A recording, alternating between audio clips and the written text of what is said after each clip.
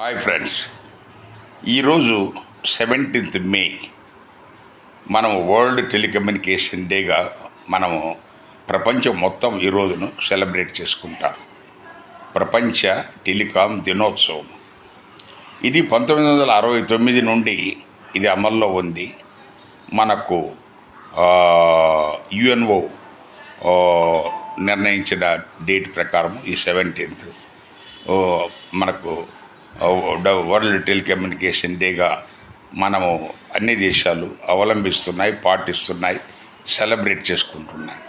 మన దేశంలో కూడా గణనీయంగా ఈ టెలికాం రంగం అభివృద్ధి చెందింది. స్టార్టింగ్లో నంబర్ ప్లీజ్ నుంచి ఈరోజు ఇంటర్నేషనల్ ట్రంక్ డైలింగ్ వరకు ఇంటర్నెట్ తర్వాత ఎన్నో రకాల విప్లవాత్మకమైన మార్పులకు మూలమే telecommunication. Telecommunication is the backbone of the country.